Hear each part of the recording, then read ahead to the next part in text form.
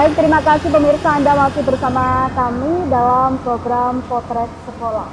Tentu tadi di segmen sebelumnya kita sudah membahas ya terkait dengan bagaimana persiapan proses pembelajaran baik secara daring maupun luring yang nantinya akan dilaksanakan di wilayah Kabupaten Tulungagung. Nah, kebetulan untuk pertama kali dilaksanakannya workshop ya atau sekaligus gambaran bagaimana nantinya para siswa tetap bisa mendapatkan hak belajarnya di rumah masing-masing ataupun yang memiliki kendala nanti bisa dilaksanakan secara tatap muka atau luring. Hari ini untuk segmen kali ini saya sudah bersama dengan narasumber yang langsung dari Kepala Sekolah SDN 1 Boyolangu, Ada Bu Tejawati. Assalamualaikum Bu Teja. Waalaikumsalam. Kabarnya baik hari ini, sehat? Alhamdulillah baik. Oke, luar biasa. Untuk narasumber berikutnya, ini dari guru SDN 1 Boyolangu, ada Pak Adin. Baik juga Pak Adin kabarnya? Alhamdulillah, baik, alhamdulillah. Oke.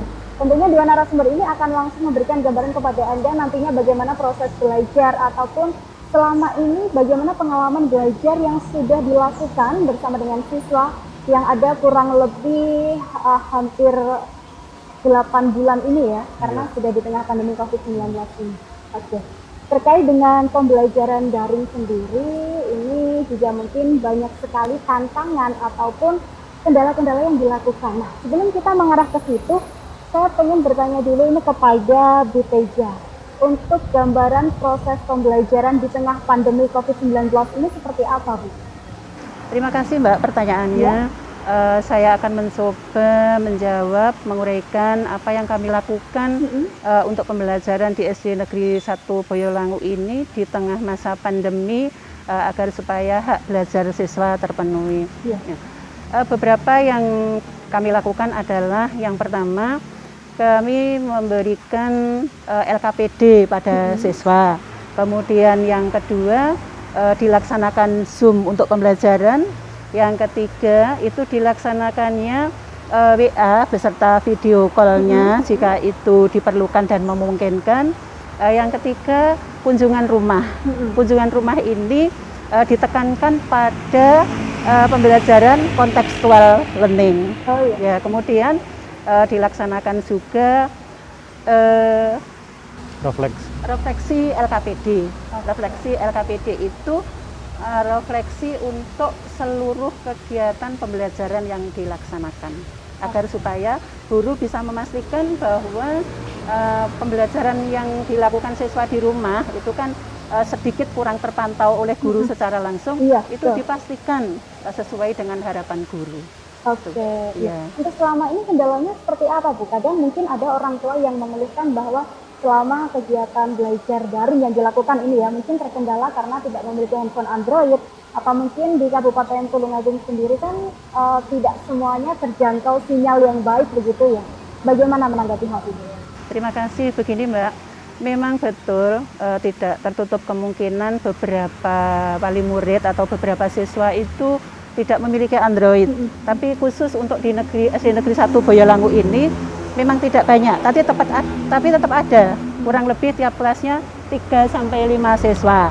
Tapi itu pun tetap kewajiban kami untuk memenuhi hak siswa untuk belajar.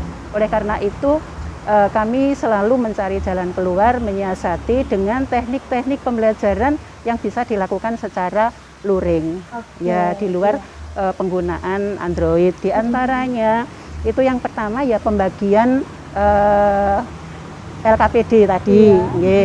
Kemudian juga kunjungan rumah itu juga untuk menyiasati bagi siswa atau wali murid yang tidak memiliki Android. Oke, gitu. Untuk kunjungan rumah sendiri Bu, ini sudah berjalan selama ini seperti apa? Kunjungan rumah selama ini begini Mbak, karena itu ditekankan pada siswa atau orang tua yang tidak memiliki Android. Ya, jadi seperti tadi sekitar 4-5 siswa itu. Nah, itu dikumpulkan di satu tempat. Itu pun penuh dengan kehati-hatian, kewaspadaan dan penuh dengan pertimbangan mengingat masa sekarang ini masa pandemi COVID yang harus kita waspadai. Jadi saya selalu menyampaikan pada guru yang menyampaikan itu bahwa pilihlah tempat yang memungkinkan untuk pelaksanaan itu yang sekiranya lokasi itu memadai untuk pencegahan penyebaran COVID. Ya. Yang minim resiko penularan. Iya betul, misalnya di tempat yang sedikit terbuka atau kalaupun misalnya di rumah wali murid itu yang ventilasinya cukup dan sebagainya. Oke. Iya. Dan saya yakin juga meskipun ada seperti itu kegiatan itu juga tetap menerapkan protokol kesehatan secara ketat begitu ya, baik dari guru sendiri ataupun pesan yang disampaikan kepada wali murid. Iya. Seperti itu, Ya. Kemudian yang itu tadi Mbak, yang tentang signal itu pada umumnya di daerah sini di sekitar SJ Boyolangu, tetapi karena muridnya kan ada yang beberapa yang dari luar desa bahkan dari luar kecamatan, pada dasarnya memang signal bagus, tetapi kami kan sudah mensiasati dengan memberikan kelonggaran pada siswa atau pada wali murid untuk jam belajarnya itu tidak memberatkan atau tidak membebani wali murid. Jadi guru itu selalu memberikan kelonggaran, kalaupun pagi sepanjang pagi belum bisa mengakses karena kendala signal, maka guru tetap memberikan keleluasaan untuk sampai jam sore atau bahkan sampai jam malam itu baru bisa menerima hasil kerja siswa, baru bisa koreksi dan sebagainya. Oke, karena memang tidak semua orang tua ini selalu mendampingi anak begitu Iya, ya, karena betul, orang tua juga memiliki kesibukan masing-masing gitu. Oke. Nah, ini terkait dengan jam belajar nih. Ini saya akan bertanya langsung kepada Pak Adin ini yang langsung berhubungan langsung dengan para siswa ataupun wali murid begitu ya, Pak ya. Terkait dari jam pembelajaran ini dilaksanakan dari jam berapa sampai jam berapa? Ya kalau secara kedinasan memang seharusnya pembelajaran kita itu mulai jam 7 sampai jam 12. Tapi karena memang situasinya pandemi, segala sesuatunya tidak memungkinkan harus ideal, maka jam belajar pun juga fleksibel gitu. Bahkan kita sore, malam pun kita masih tetap komunikasi dengan anak di grup apa segala macam. Minggu pun kita ada anak yang kirim tugas lewat WA pun kita juga masih bisa menerima. Jadi kalau ditanya jam belajar mungkin jadi lebih fleksibel di masa pandemi seperti ini. Oke, baik. Dan tentu untuk kegiatan daring atau pembelajaran daring ini juga selalu membutuhkan peran serta orang tua untuk mendampingi begitu ya. Nah ini terkait dengan langkahnya ini seperti apa yang harus dilakukan orang tua, Pak? Iya. Kalau di peran orang tua, kebetulan kami menggunakan LKPD, Mbak. LKPD itu isinya ada beberapa instruksi kegiatan pembelajaran, langkah-langkahnya yang bisa digunakan anak untuk belajar. Jadi ada urut-urutannya, setelah ini anak mau ngapain ya. Sekaligus langkah-langkah itu bisa digunakan oleh orang tua. Jadi orang tua bisa memantau setelah ini anak saya mau belajar apa nih, setelah ini mau belajar apa ini. Karena kami menyadari betul bahwa tidak semua orang tua mampu mendampingi anaknya belajar. Oleh karena itu dengan adanya LKPD itu sedikit membantu orang tua ketika mendampingi putra-putrinya belajar di rumah. Gitu. Oke, baik. Jadi memang selalu dipantau begitu ya, dari guru pun juga selalu memberikan pendampingan kepada orang tua ataupun kepada siswa begitu. Oke, kalau terkait dengan pengalaman belajar daring yang selama ini sudah dilakukan ini melalui media WhatsApp mungkin ya, WhatsApp group, Zoom dan lain-lain sebagainya, ini pengalamannya bagaimana? Kalau pengalamannya tentu kami trial error gitu. Jadi tidak ada satu langkah atau metode pembelajaran yang kita gunakan dari awal sampai akhir gitu. Artinya kita menyesuaikan dengan kondisi di lapangan. Contoh, pada dasarnya kita menggunakan LKPD, tapi kita juga bisa menggunakan Zoom, kita menggunakan WA, kita mengaktifkan grup WA juga, video call WA gitu. Kalau ditanya pengalamannya tentu banyak. Kita juga banyak kendala-kendala di sana gitu. Tidak semua metode itu kita bisa laksanakan semuanya. Salah satu contohnya kalau dari kami secara guru tentu tidak semua guru mampu untuk melaksanakan pembelajaran dengan berbagai jenis. Tapi alhamdulillahnya kami setiap hari Sabtu berkumpul untuk membahas itu persiapan segala macamnya. Nah, kalau di anak-anak kadang tidak semua orang tua itu mampu mendampingi putra-putrinya belajar di rumah. Juga tidak semua orang tua punya waktu yang cukup untuk mendampingi. Seperti itu. Oke, jadi memang banyak sekali macam kendala ya, dan itu nantinya melalui kegiatan workshop yang sudah dilaksanakan nanti, ini akan mengupas apa saja kendala dari guru ataupun orang tua, nantinya akan bisa berjalan sebagaimana mestinya dan juga berjalan lancar pada siswa yang mendapatkan hak belajarnya. Itu. Oke.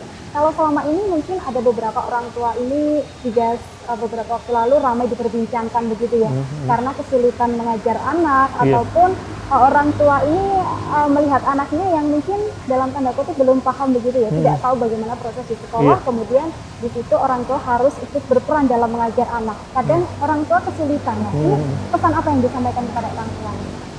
Sebenarnya ini adalah momentum yang tepat bagi kita untuk menyadarkan kembali bahwa Tripusat Pendidikan, bahwa kewajiban pendidikan itu bukan hanya kewajiban guru, tapi juga kewajiban orang tua dan masyarakat gitu. Nah, oleh karena itu sebenarnya dengan masa pandemi seperti ini, ayo kita bersama-sama gitu. Bagaimana kita bisa menyajikan pembelajaran. Kita guru juga tidak akan melepas tanggung jawab kita sebagai guru. Kita juga akan berusaha menyajikan pembelajaran yang terbaik. Dan kami berharap orang tua juga bisa mau bekerja sama dengan mendampingi putra-putrinya. Gitu, Oke, baik. Jadi memang orang tua bagaimanapun juga ini perannya sangat dibutuhkan oleh anaknya juga ya, mendampingi baik secara akademik maupun non akademik, baik secara kompetensi maupun kemampuan anaknya masing-masing begitu. Oke, kalau saya pengen tanya nih dari beberapa media yang sudah dilakukan ini ya, melalui Zoom, terus melalui WhatsApp, itu yang paling efektif yang mana? Kalau ditanya yang paling efektif, tentu kita tidak bisa menjawab itu. Di awal kita melakukan asesmen diagnostik. Nah, itu tujuannya adalah untuk mengetahui seberapa kemampuan siswa, bagaimana sarana prasarana siswa. Ketika kita sudah mengetahui itu, kita bisa menentukan langkah yang mana. Mungkin kalau di kelas saya penggunaan LKPD paling efektif. Tapi mungkin kalau di kelas 1 penggunaan WhatsApp grup maupun video call WhatsApp itu jauh lebih efektif gitu. Nah, mungkin seperti itu. Oke, jadi bagaimanapun juga orang tua maupun siswa dituntut untuk bisa canggih teknologi gitu ya. Oke, untuk terkait dengan penyemangat nih bagi anak didik dan juga orang tua terkait dengan kurikulum K13 itu dampak positifnya seperti apa? Dampaknya terhadap pandemi ini. Kalau saya berbicara kurikulum 13 sebenarnya ini tepat sekali karena kenapa? Salah satu ciri kurikulum 13 itu adalah keseimbangan antara sikap, pengetahuan, dan keterampilan. Sehingga kita tidak terfokus pada satu aspek misalnya pengetahuan. Nah, di masa pandemi ini adalah momentum yang tepat untuk kita menyajikan pembelajaran yang menyeimbangkan antara keterampilan, pengetahuan, dan sikap gitu. Kita menyajikan pembelajaran berbasis project, jadi project based learning. Nah, dari kegiatan project based learning itu kita bisa mendapatkan keterampilannya kita dapat, pengetahuannya dapat, dan sikapnya kita dapat. Nah, tentu itu sesuai dengan ciri yang ada di kurikulum 13. Oke, baik, luar biasa sekali. Dan terakhir, ini Bu Teja bisa diberikan semangat kepada orang tua ataupun siswa yang ada di Kabupaten Penajam. Terima kasih. Sebelum saya sampaikan kepada anak-anak maupun kepada siswa, mungkin perlu saya tambahkan sedikit ya Mbak. Saya selaku kepala sekolah itu karena di sekolah ini ada grup-grup orang tua di grup WhatsApp kelas, itu saya secara berkala masuk di grup-grup kelas. Itu maksud saya untuk mengetahui sejauh mana komunikasi antara wali murid dengan guru kelasnya. Itu yang pertama. Yang kedua ingin saya sampaikan bahwa pada masa pandemi kami tidak melepas begitu saja kegiatan anak-anak, jadi tetap ada kegiatan ekstrakurikuler walaupun mungkin terbatas misalnya lewat Zoom atau apa yang barangkali Zoom itu pun hanya bisa diakses oleh beberapa anak, tidak seluruh anak, tapi tetap anak-anak yang punya potensi di bidangnya tetap kami fasilitasi. Gitu kemudian yang terakhir untuk penyemangat pada anak-anak dan pada wali murid, Bapak Ibu, kita semuanya berharap, anak-anak kita semuanya berharap bahwa kita berdoa bersama pandemi ini segera berlalu. Bapak Ibu guru sudah merindukan kalian. Salam sehat dari Bu Tejo dan Bapak Ibu guru semuanya. Mudah-mudahan kita semuanya selalu diberi kesehatan. Jangan lupa belajar, dan belajar. Kalau di rumah tentu dengan bimbingan orang tuamu, dan itu justru akan lebih mendekatkan diri kalian dengan Bapak Ibu gurumu. Selamat bekerja, selamat belajar, sekali lagi salam sehat untuk semuanya.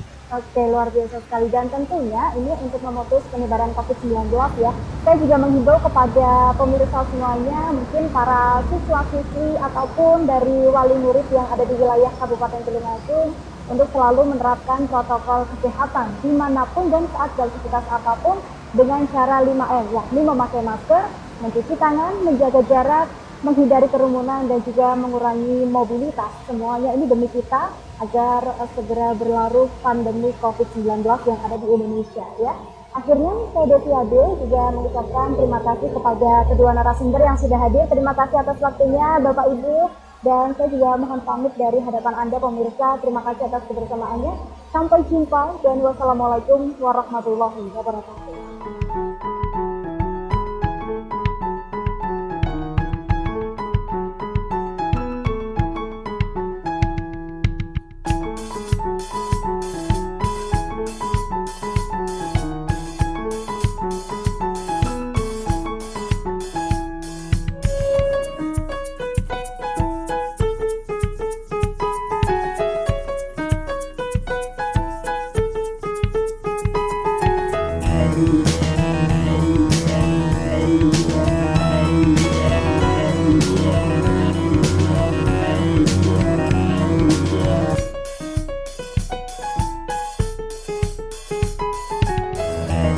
you.